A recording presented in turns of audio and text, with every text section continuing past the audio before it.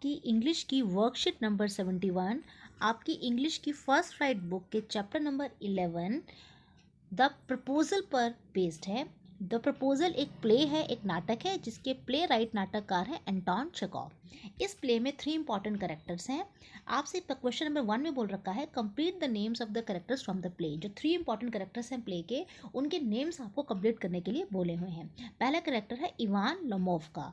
Ivan Lomov कौन है? वो एक रिच बैचलर है, वो एक अमीर बैचलर है, एक जिसकी शादी नहीं हुई है एंड वो विशेस टू मैरी। वो किससे शादी करना चाहता है? वो नतालिया से शादी करना चाहता है। और नतालिया कौन है?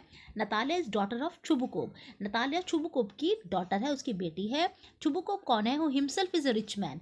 चुबुकोव भी एक अमीर आदमी है, वो एक लैंड ऑनर है, वो एक जमींदार है।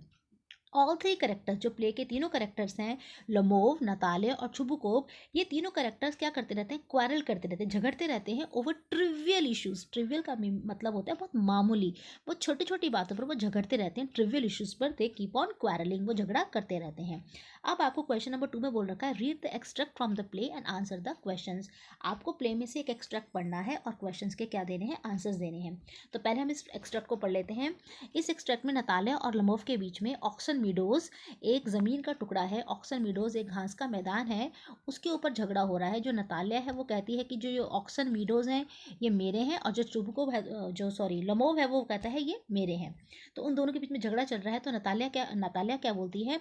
You can go on proving it for 2 days। तुम 2 दिन तक क्या करते रहो? उसे प्रूव करते रहो, तब भी मैं तुम्हारी बात नहीं मानूंगी। You can go on proving for 2 days on and and you can go on put on 15 dress jackets. जिस तरह तुमने जैकेट पहनी हुई है, तुम ऐसे 15 जैकेट्स और पहन के आ जाओ। लेकिन मैं तुम्हें एक बताती हूँ, but I tell you they are ours ours ours. वो जो ज़मीन का टुकड़ा है वो हमारा है, हमारा है और हमारा है। I don't want anything of yours. मुझे तुम्हारा कुछ नहीं चाहिए। And I don't want to give anything of mine so there. और ना ही मैं तुम्हें अपना कुछ देना चाहती हूँ। फिर लमोव कहता है Natalya Stepanovna, I don't want the meadows. मुझे वो मीडोज नहीं चाहिए, मुझे वो ऑक्सन मीडोज नहीं चाहिए। But I am acting on principle. मैं प्रिंसिपल की बात कर रहा हूँ। I am acting on principle, मैं सिद्धांत की बात कर रहा हूँ। If you like I will make you a present of them. अगर तुम चाहो तो मैं तुम्हें क्या कर सकता हूँ? उसका एक तोहफे में तुम्हें दे सकता हूँ, उपहार में तुम्हें, मैं गिफ्ट में तुम्हें वो दे सकता हूँ। फिर नतालिया बोलती है I can make you a present of them my self. मैं तुम्हें खुद ही उसका क्या दे सकती हूँ? प्रेजेंट दे सकती हूँ, बिकॉज दे आर माइन, क्योंकि वो मेरे हैं। Your behaviour Ivan vessel which is strange. तुम्हारा बिहेवियर बड़ा ही स्ट्रेंज है, बड़ा ही अजीब है। To say the least up to this we have always thought of you as a good neighbour. अगर मैं तुम्हें बताऊँ, सच बताऊँ तो अभी तक तो हम तुम्हें बड़ा ही अच्छा पड़ोसी समझते थे, गुड नेबर समझते थे, एक फ्रेंड समझते थे। पिछले साल we lent you our threshing machine. हमने तुम्हें अपनी थ्रेशिंग मशीन, एक मशीन होती है जिससे गेहूं से भूसा अलग किया जाता है, उसे थ्रेशिंग मशीन बोलते हैं, वो भी हमने तुम्हें उधार दी थी। वो भी हमने तुम्हें उधार दे दी थी। ऑल दो ऑन दैट अकाउंट, जिसकी वजह से क्या करना पड़ा, हमारा जो खुद का काम था वो भी हमें पुट ऑफ करना पड़ा। पुट ऑफ का मतलब होता है जिस काम को हमें पोस्टपोन करना पड़ा, आगे करना पड़ा। मतलब हमारा काम तुम्हारी वजह से रुक गया। और ओन थ्रेशिंग टिल नवंबर, नवंबर तक हमारा खुद का काम तुम्हारी वजह से रुक गया। But you behave to us as if we were gypsies. लेकिन तुम हमसे ऐसे बिहेव करते हो कि जैसे हम जिप्सीज हो। जिप्सीज किनको बोलते हैं? जो लोग एक जगह से दूसरी जगह भटकते रहते हैं, जो वॉन्डरर्स होते हैं, उनको जिप्सीज बोलते हैं। तो तुम हमारे साथ जिप्सीज जैसा सलूक कर रहे हो। Giving me your own land indeed no really that's not at all neighbourly. तुम मुझे अपनी खुद की ज़मीन दे रहे हो, that's not at all neighbourly. ये बिल्कुल भी अच्छे पड़ोसी वाला सलूक नहीं है।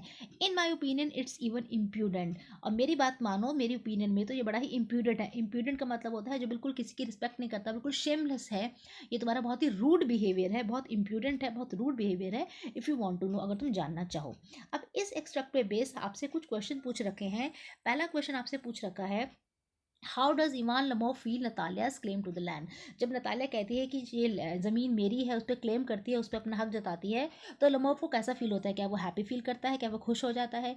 क्या वो एजिटेट हो जाता है? एजिटेट का मतलब होता है उसे गुस्सा आ जाता है, वो बहुत एक्साइटेड हो जाता है, बहुत ज़्यादा वो गुस्से से तिलमिला जाता है, या वो प्लीज रहता है, खुश रहता है, या वो डर जाता है? तो इसका आंसर क्या है? इसका आंसर है बी पार्ट, एजिटेटेड। वो उसे कैसा फील होता है? उसे एजिटेटेड फील होता है। उसके बाद हमारा क्वेश्चन नंबर 2 दे रखा है choose the options that list the set of statements that are not true according to the given extract. आपको क्या करने हैं, ऑप्शंस चुनने हैं जिसमें वो स्टेटमेंट्स हैं जो कि नॉट ट्रू, जो कि इस एक्सट्रैक्ट के अकॉर्डिंग ट्रू नहीं है। अब हमारी जो पहली स्टेटमेंट है, हमारी पहली स्टेटमेंट क्या है, the two speakers are arguing over a piece of land. दो जो स्पीकर्स हैं, जो नतालिया और लमोव हैं, वो आर्ग्यू कर रहे हैं। आर्ग्यू का मीनिंग क्या होता है, आर्ग्यू का मीनिंग होता है बहस करना। वो आर्ग्यू कर रहे हैं पीस ऑफ लैंड पे, तो ये स्टेटमेंट तो ट्रू है। सेकंड है, Natalia responds politely to Lomov. जो नतालिया है बड़ी ही लमोव से बड़ी ही पोलाइटली बात कर रही है, तो क्या ये स्टेटमेंट ट्रू है, नहीं, वो उससे पोलाइटली बात नहीं कर रही है। थर्ड स्टेटमेंट है, Ivan Lomov agrees that oxen meadows belong to Natalya's family. क्या इवान लमोव मान जाता है कि जो ऑक्सन मीडोज है वो नतालिया की फैमिली से बिलोंग करते हैं? क्या लमोव इस बात को मान जाता है? नो, ये बात भी गलत है।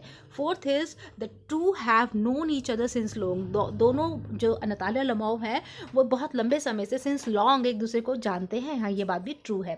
और फिफ्थ पॉइंट है, last year Chubukov family lend their threshing machine to Lomov. पिछले साल चुबुकोव की फैमिली ने लमोव को अपनी थ्रेशिंग मशीन, अपनी जो मशीन थी वो उधार दी थी, तो ये बात भी करेक्ट है। तो हमारा जो सेकंड और थर्ड है वो नॉट ट्रू है, they are not true. Second और जो थर्ड ऑप्शन है वो हमारा नॉट ट्रू है, तो इस क्वेश्चन का आंसर होगा B part, second and third. Now we come to question number 3। Which of the following phrases, आपसे पूछ रखा है which of the following phrases does acting on principle not correspond to. Acting on principle का मतलब होता है अपने सिद्धांतों का पालन करना, अपने जो प्रिंसिपल्स होते हैं, जो सिद्धांत होते हैं उन पे अड़े रहना।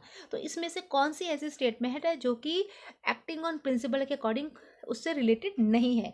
पहला है acting in just manner. Just manner मतलब बड़े ही न्यायपूर्ण तरीके से काम करना। सेकेंड है doing what is right, mean जो सही है वो करना। थर्ड है against the rule, rules means जो नियम है उनके खिलाफ जाना। और फोर्थ है acting in ethical manner. Ethical का मीनिंग भी वही होता है जो सही होता है, जो सही होता है, जो नियमों के अकॉर्डिंग होता है, जो ठीक होता है वो करना, उसको बोलते हैं acting in an ethical manner. तो इसका आंसर होगा जो नहीं बिलोंग करता एक्टिंग ऑन प्रिंसिपल से, वो है go against the rule. So third का आंसर है सी। इसके बाद हमारा क्वेश्चन नंबर 3 है, what makes the Chubukov misunderstand the purpose of visit. लमोव जब चुबुकोव के घर आता है, उस प्ले में आपने प्ले पढ़ा है प्रपोजल, तो जो चुबुकोव होता है वो सोचता है कि ये लमोव पता नहीं शायद मुझसे पैसे उधार मांगने आया है। और उस दिन लमोव ने अपना जो इवनिंग ड्रेस पहन रखी होती है, बहुत फॉर्मल ड्रेस पहन रखी होती है उसने। तो चुबुकोव उसको मिसअंडरस्टैंड क्यों करता है उसके पर्पस ऑफ विजिट को, कि ये क्यों आया है, तो इस चीज़ को समझ क्यों नहीं पाता वो क्यों आया है। तो Chubukov misunderstand the purpose of the visit, ये हम लिखेंगे आंसर में। चुबुकोव शक करता है because he has come to house in a formal dress. वो उसके घर किस कपड़ों में आया है, बड़ी फॉर्मल ड्रेस पहन के आया है। That he has come to borrow money, उसे शक होता है कि शायद ये मुझसे पैसे उधार लेने आया हुआ है। अब हमारा नेक्स्ट क्वेश्चन है क्वेश्चन नंबर 4, जिसका आंसर आपको 40 to 50 वर्ड्स में देना है। Ivan Lomov clearly feels some pressure to marry soon. जो लमोव है उस पर बड़ा प्रेशर है कि जल्दी से मुझे शादी कर लेनी चाहिए। उसके लिए what are the reasons that he mentions, वो उसके लिए क्या क्या रीजंस देता है। पहला रीजन क्या देता है, लमोव कहता है Lomov was already 35 years of age, वो 35 साल का हो चुका है। A critical age for getting married, जो कि शादी के लिए बड़ी ही क्रिटिकल एज है कि अब उसे शादी कर ही लेनी चाहिए। सेकंड, वो कहता है he wanted to live a quiet and regular life, वो बड़ी ही शांत और मतलब नॉर्मल लाइफ जीना चाहता है। रेगुलर लाइफ मीन्स बड़ी नॉर्मल लाइफ जीना चाहता है। और ही सफर्ड फ्रॉम पैल्पिटेशंस होते हैं, उसके हार्ट की, दिल की जो धड़कन होती है बहुत तेज़ बढ़ जाती है, मतलब वो थोड़ा सा फिजिकली फिट भी नहीं है। ही वॉज एक्साइटेबल, बड़ी जल्दी वो एक्साइट हो जाता है और अपसेट हो जाता है। तो ये सब रीजंस थे कि वो जल्दी से शादी कर लेना चाहता था। तो these are the reasons that Lomov mentions, ये रीज़न लमोव ने क्या करे हैं, मेंशन करे हैं फॉर गेटिंग मैरिड, शादी करने के लिए रीज़न उसने ये मेंशन करे हैं। अब आपसे क्वेश्चन नंबर 5 दे रखा है, ये क्वेश्चन आपकी डायलॉग राइटिंग पे बेस्ड है। आपको बोला है इमेजिन करो कि नतालिया और लमोव रिग्रेट कर रहे हैं, उन्हें पछतावा है कि बड़ा ही हीटेड जो गर्मा गर्म आर्ग्यूमेंट हुआ, जो बहस हुई, उसके लिए वो रिग्रेट कर रहे हैं, उन्हें पछतावा है। अब उन दोनों के लिए वो फ्रेंडली डायलॉग्स लिखने हैं हमें, दोनों आपस में फ्रेंड्स बन गए हैं और दोनों आपस में प्यार से बात कर रहे हैं। उसके लिए हमें अपनी इमेजिनेशन का यूज़ करते हुए कुछ डायलॉग्स लिखने हैं। 100 to 200 वर्ड्स में आपको आंसर देना है। तो आप अपनी इमेजिनेशन से कुछ भी डायलॉग्स लिख सकते हैं। नतालिया जैसे कहती है, नतालिया लमोव को कहती है, sorry Lomov, I started a quarrel, मैंने झगड़ा शुरू करा। I regret for my mistake, मैं अपनी गलती के लिए आप पछता रही हूँ। You came to propose me for marriage, तुम तो मुझे शादी का प्रपोजल देने आए थे। And I started an argument, मैंने आर्ग्यूमेंट बहस करनी शुरू कर दी। सो मीन ऑफ मी, बहुत ही मीन हूँ, बड़ी ही स्वार्थी हूँ मैं। फिर लमोव कहते हैं, no Natalia, I misunderstood you, हाँ मैं भी तुम्हें गलत समझा। Actually I couldn't make you understand my views, मैं तुम्हें अपनी बात समझा नहीं पाया। फिर नतालिया क्या बोलती है, ये डायलॉग्स हमने खुद ही अपनी इमेजिनेशन से लिखे हैं। ये नतालिया कहती है Lomov Oxen Meadows belong to you, Oxen Meadows तो तुम्हारे हैं। I was wrong in arguing about it, मैं गलत थी जो तुमसे आर्ग्यू कर रही थी, तुमसे बहस कर रही थी। लमोव कहता है no need to feel sorry Natalia, now it belongs to both of us, अब तुम्हें सॉरी फील करने की जरूरत नहीं है, अब तो वो हम दोनों से ही बिलोंग करते हैं, because we are getting married.